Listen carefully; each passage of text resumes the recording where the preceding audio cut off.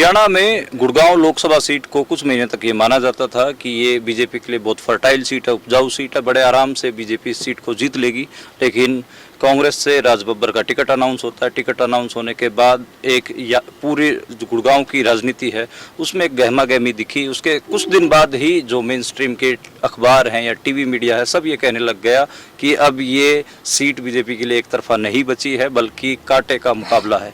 राज बब्बर हमारे साथ हैं और उनसे जानेंगे कि वो इस लोकसभा क्षेत्र में जा रहे हैं। उनके ऊपर कई किस्म के ठप्पे भी लग रहे हैं, जो विरोधी हैं वो आरोप भी लगा रहे हैं, उन आरोपों के बारे में भी जानेंगे और ये खुद इस लोकसभा क्षेत्र में जा रहे हैं तो क्या देख पा रहे हैं वो भी जरूर समझेंगे। सर, सबसे पहले तो यही कि आप पहली बार लोकसभा लड़ रहे हैं गुड़गांव से, तो लोगों के बीच में जा रहे हैं, हम देख रहे हैं छोटी छोटी सभाएं गांव में, नुक्कड़ में, बस्तियों में, हर जगह आप कर रहे हैं। तो किस किस्म के मुद्दे आप पा रहे हैं? गुड़गांव के लोगों के किस किस्म के मुद्दे हैं? देखिए, जो बुनियादी मैं बात आपसे कहूँ, मैं आपका जो इंट्रोडक्शन सुन रहा था, ये सच था क्योंकि लोगों को ऐसा लगता था 20 साल से एक सांसद को वो चुनते आ रहे हैं और सांसद भी कोई छोटा मोटा नाम नहीं है, बड़ा नाम है, यहाँ का प्रतिष्ठित परिवार है। वो सारी चीज़ों के बावजूद जो है सांसद का जो बुनियादी काम है वो है प्रतिनिधित्व करना अपने क्षेत्र के लोगों का, और वो लोग उनके लिए वोट तो डालते रहे लेकिन वो लोगों के बीच में कभी भी उन्होंने रिश्ता कायम नहीं रखा। ये यहाँ की जो मुझे अंदर घुसते ही जो मुझे समझ में आया, और उससे कोई बहुत बड़ी समस्याएं नहीं थी, समस्याएं बहुत छोटी छोटी समस्याएं थी। भाई बस स्टैंड का बनना, अस्पताल का बनना, पीने के पानी की समस्या रेवाड़ी के अंदर जो उनका अपना गृह क्षेत्र है, मतलब वहाँ, और वहाँ पर जहरीला पानी की झील बनती चली जा रही है जो 10-12 मील का एरिया, किलोमीटर का एरिया तो ख़त्म कर ही चुकी है ज़मीन नीचे से, ना किसानी के लिए बची हो और ना ही पीने के पानी के लिए बची हो, और वो पानी इतना जहरीला है कि जो लोग वहाँ पे कैंसर हो रहा है उनको। अब ये चीज़ों को जानना, उसके लिए आपको आपके जो मैनेजर होते हैं या आपके पीए होते हैं वो आपको नहीं समझा सकते। इस दर्द को आपको खुद महसूस करना पड़ता है, और वो शायद महसूस करने का वक्त उनके पास में नहीं था। भाई मैं, हो सकता है ये गलत हो, मैं नहीं जानता, लेकिन लोगों का कहना है कि साहब वो लोगों से मिलते नहीं हैं, सुख दुख में नहीं आते हैं, शादी ब्याह में तो कह देते हैं कि कार्ड छोड़ देते हैं, कहते हैं कि तुम्हें तो पता है मैं कभी नहीं आता। अगर ये ऐसी बातें ये सही हैं तो ये चुनाव फिर राज बब्बर नहीं लड़ रहा है भाई, ये जनता लड़ रही है। और आपने जो फासला जो बताया है कि साहब ये जिस तरह से अब ये टक्कर में आ गई है, टक्कर में मैं नहीं आया हूँ, टक्कर में जनता आई है, और जिस जनता को आपने अपने पास नहीं आने दिया, जिनसे आपने दूरी बनाई, जिनको आप दिल्ली में 10 से 11 बजे के एक दिन हफ्ते में आप मिलते हैं 10 से 11 बजे के बीच में, तो ये है मूल कारण। जी राज बब्बर जी, एक और सवाल पनपता है कि जो उस खेमे से आ रहा है, हम देख रहे हैं कि लगातार राव इंद्रजीत भी सभाएं करने लग गए हैं। आपके आने के बाद वो थोड़े और एक्टिव हुए हैं, और एक्टिव होकर जनता में ये मैसेज देने का भी कोशिश कर रहे हैं। वो ये कह रहे हैं कि देखो मैं तो आपका अपना हूँ, ये तो बाहर ही आ गया, कोई बाहर ही आ गया। तो एक पूरा जो नैरेटिव है आपके विरोधियों का, बाहरी का जो लेबल है, उससे आप कैसे पार पाएंगे, कैसे उससे पीछा छुड़वाएंगे? पहली बात यह है कि मेरा एक पुराना फ्लैट था यहाँ, मेरी बहन भी आई है यहाँ, मेरे बहुत सारे लोग हैं। अब मैं बहुत ज़्यादा किसी के जन्म कुंडली नहीं निकालना चाहता, किसी का शिजरा नहीं निकालना चाहता। बाहरी क्या होता है, हम सब लोग कहीं भी कहीं जाके बसते हैं। जब मैं बम्बई गया था तो मैं घर वाला था, बम्बई का, महाराष्ट्र का, बम्बई में तो बाहरी था, लेकिन बम्बई के अंदर मैं अपनी ज़िंदगी की पहचान शुरू की मैंने, लोगों ने मुझे पहचाना वहाँ से। और अगर मेरे माँ बाप जो हैं, मेरे दादा दादी पार्टीशन से पहले यहाँ पे आए, हज़ारों मील दूर आए, और उनको नौकरी आगरा में जाके मिली, तो सब हम लोग आगरा में बस गए, तो हम बसे वहाँ और हम पढ़े वहाँ, आगे बढ़े। मैं बम्बई गया, 25-30 साल वहाँ पे रहा। वहाँ के बाद मुझे राजनीति के अंदर जो है मुझे ये स्थान मिला, और मैं यूपी में आया, और यूपी में आने के बाद मैं 26 साल सांसद रहा, 3 बार लोकसभा में, 2 बार राज्यसभा में। तो उन लोगों के बीच में, भाई आपके पास में तो रिसर्च टीम है, आपको 2 मिनट लगते हैं, फ़ोन करके आप पता करिए वो सीट मेरी आगरा की सुरक्षित हो गई। आगरा के अंदर कोई व्यक्ति ये कह दे कि राज बब्बर यहाँ पे रहने के बाद में यहाँ सांसद था, हमसे मिला नहीं, हमारा काम नहीं किया, हमारे यहाँ की योजनाएं नहीं लेके आया, हमारा विकास नहीं किया। मैं 12,000 करोड़ रुपया यूएनआरएम में वहाँ पे उसने 25 साल में जो खर्च होता था वो स्कीम में वहाँ लेकर आया था, जब मेरी सरकार नहीं थी। मैं उस सरकार का हिस्सा नहीं था, मैं दूसरी पार्टी का था। लेकिन प्रतिनिधि की बात व्यक्तिगत अगर मैं कहता कि साहब आप मुझे मंत्री बना दीजिए या मेरे ऊपर कोई, तो मैं उनके झुकता उनके सामने या उनके तो मैं झुका नहीं। मैंने अपने लोगों के लिए मांगा और इसी की कमाई आज खा रहा हूँ कि वहाँ के लोग जो है मुझे अखबारों में लिख रहे हैं।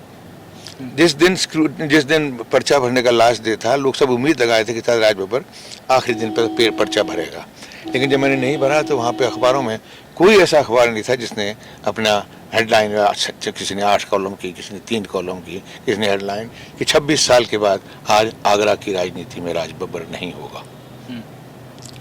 तो इससे बड़ा मेरा प्रमाण पत्र क्या है? इसीलिए शायद मेरी पार्टी ने मुझे गुड़गांव दिया है, क्योंकि ये सर्वे पार्टी के पास पहुंचा होगा। मुझे तो आके समझ में आया ना ये, मुझे इससे पहले नहीं, इसीलिए तो मैंने ये शब्द इस्तेमाल किया है कि शायद गलत भी हो सकता है। लेकिन मैं जैसे जैसे जा रहा हूँ लोग कह रहे हैं कि हमारे यहाँ अभी ये पिछले गांव में जहाँ आप मुलाकात हुई वही कह रहे हैं कि यहाँ कभी नहीं आए। 2000 में एक बार उन्होंने बुलाया था, तब आए थे वो। तो और कल मैं रेगुलर ये चीजें हैं। और लोगों का कहना है कि वो हमारे साथ जो कह रहे हैं वो तो बाकायदा भाषण में बोलते हैं कि वो हफ्ते में एक बार मिलते हैं और वो भी सुबह 10 बजे से 11 बजे के बीच में। ये चीजें कोई भी प्रतिनिधि क्यों ना हो, प्रतिनिधि का रिश्ता अपने क्षेत्र के साथ में समझने और समझाने का होता है। एक इसमें मैं अगर आपसे बात पूछना चाहूँगा, आप समाजवादी पॉलिटिक्स से लगातार जुड़े रहे हैं, आप गुड़गांव में आए हैं, गुड़गांव में आप कॉरपोरेट कंपनियों की बहुमंजिला इमारतें देख रहे हैं और साथ में आपको बस्तियों में भी जाने को मिल रहा है, गाँव देहात में भी जा रहे हो। तो ये एक इतना जो गैप है और जो अनइक्वालिटी आपको दिखती है डेवलपमेंट की भी, और आप तो समाजवादी रहे, मैं इसलिए आपको जोर दे के पूछ रहा हूँ कि जो ये अनइक्वालिटी आपको दिखती है, इसका क्या तोड़ आपके पास है? पहली बात तो ये है कि इसका तोड़ ये है कम्युनिकेशन। आप कितना आसान बनाते हैं आवागमन, और ये फैसिलिटीज थी इनके पास।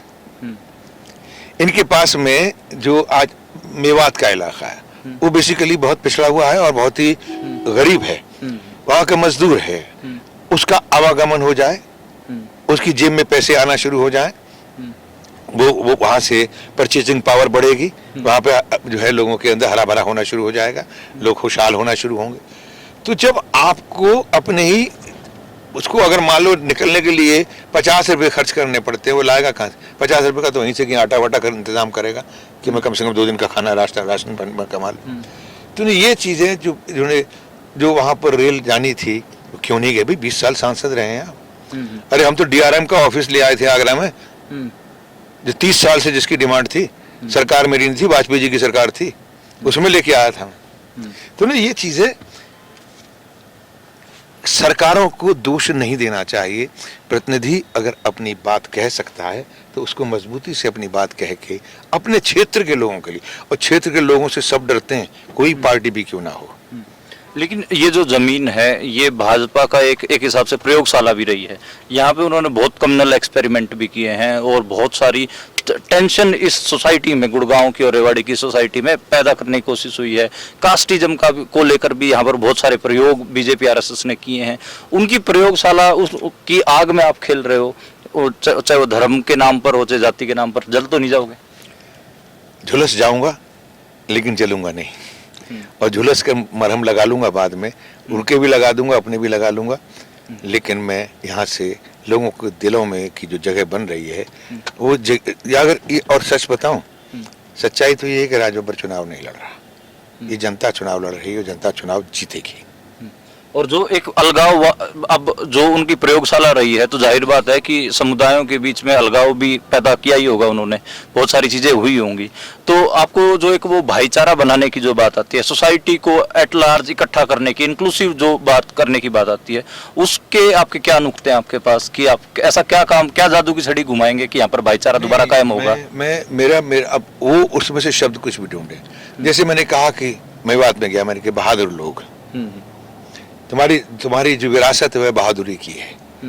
अब ये कोई अनपढ़ आदमी अगर इसको ना समझे और उनका आईटी सेल इस बात को ना समझे कि ये हसन मेवात की मेवाती हैं, इनका हसन मेवाती जो लीडर था वो उसने बाबर का मुकाबला किया था, जिसको ये बीजेपी कहते हैं कि बाबर के मुसलमान हैं, बाबर के खानदान के हैं, तो उनकी जंग बाबर से। तो ये हसन मेवाती ने बाबर का मुकाबला किया था कि एक बाहरी जो इन्वेडर आया था उसका मुकाबला किया था, उसने राणा सांगा का साथ दिया था और वो शहीद हुआ था। तो ये मेवाती जो हैं, इन्होंने उस वक्त जो भी बाहर से आए हुए लोग हैं उनका सामना किया था, शहादतें दी थी। और हसन मेवाती भी बहुत बहादुर सेनापति था, जिसने राणा सांगा का साथ देके बाबर से युद्ध किया था। बाबर ने उसको बुलाया कि तू हमारी बिरादरी का है, तू हमारे धर्म का है। कहता नहीं, मैं इस सरजमी का हूँ और यहाँ पर इस सरजमी पे जो राजा है वो राणा सांगा है और वो उसके खिलाफ तुम यहाँ बाहर के लोग आए हो, मैं तुम्हारा मुकाबला करूंगा। तो मैंने ये बात कही, ये है वो कुछ और कहेंगे, मैं कुछ और कहूंगा। मैं उनके अंदर देशभक्ति की और उनके उस गौरव की बात करूंगा जिसमें जो है सांझी विरासत है। ये जो एरिया है, हर एक ज्योग्राफी की अपनी कल्चरल एक वैल्यू होती है। इस एरिया का जो एक कल्चरल नाम है अहिरवाल भी है। और मैं अहिरवाल में घूम रहा था तो नौजवानों से पता चला कि यहाँ पर अग्निपथ का बड़ा मुद्दा है। नौजवान सबसे ज्यादा सैनिक अहिरवाल की धरती ने दिए। हर गांव में आप जाएंगे तो आपको दिखेगा भी कि शहीदों की मूर्तियां लगी हुई हैं। बहुत सारे पूर्व सैनिकों से बात कर रहा था तो अहिर रेजिमेंट का एक मुद्दा आया। तो ये इस जो अहिरवाल एक कल्चरल जो आइडेंटिटी है इस एरिया की, उसके साथ और साथ में अहिर रेजिमेंट और जो अग्निपथ, ये तीन मुद्दे आपको जब घेरेंगे तो इनका आप क्या करेंगे, क्या सोल्यूशन है? देखिए, बहुत सिंपल सोल्यूशन है। मेरे परिवार में 2 जनरल पैदा हुए हैं, दोनों बाप बेटे। पिता भी गढ़वाल रेजिमेंट के लेफ्टिनेंट जनरल टॉप पोस्ट पे रिटायर हुए, जनरल बनने वाले थे। उसके बाद उससे पहले उनका बेटा भी अभी 4 साल पहले 5 साल पहले रिटायर हुआ है, लेफ्टिनेंट जनरल, बल्कि वो तो member military number 2 position Hindustan की। यानी हिंदुस्तान के अंदर तमाम जितनी भी पोस्टिंग होती हैं, कमांड्स की जो की भी होती है, ऑफिसर्स की, वो उसके वो थे। और वो गढ़वाली नहीं थे।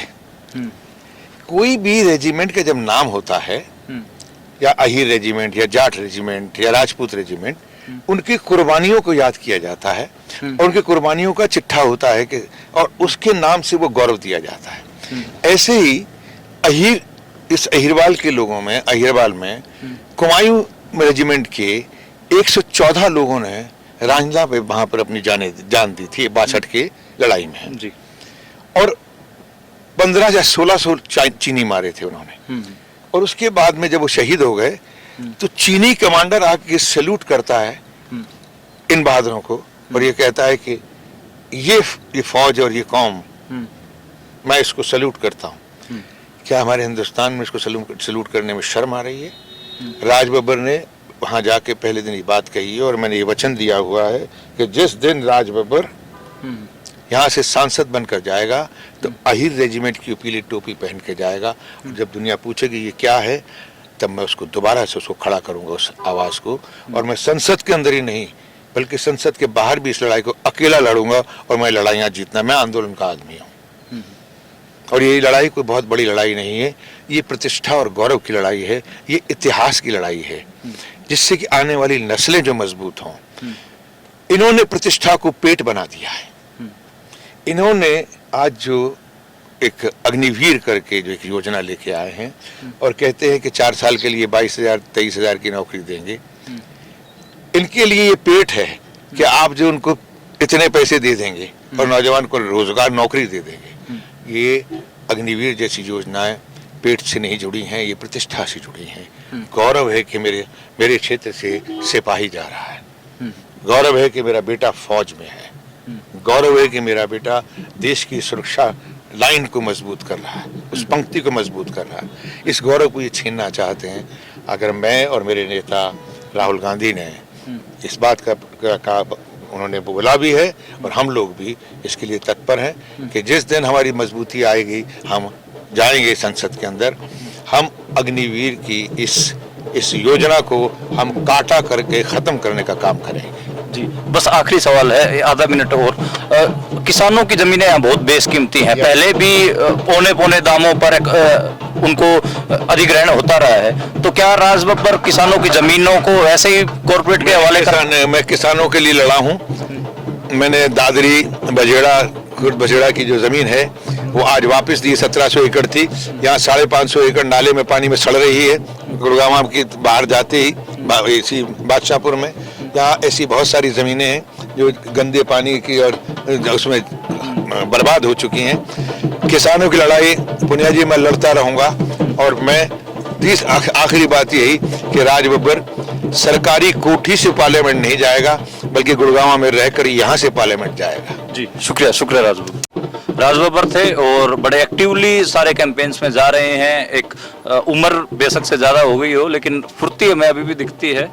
बहुत सारे सवाल इनके आगे हैं। ये सीट इतनी आसान नहीं है।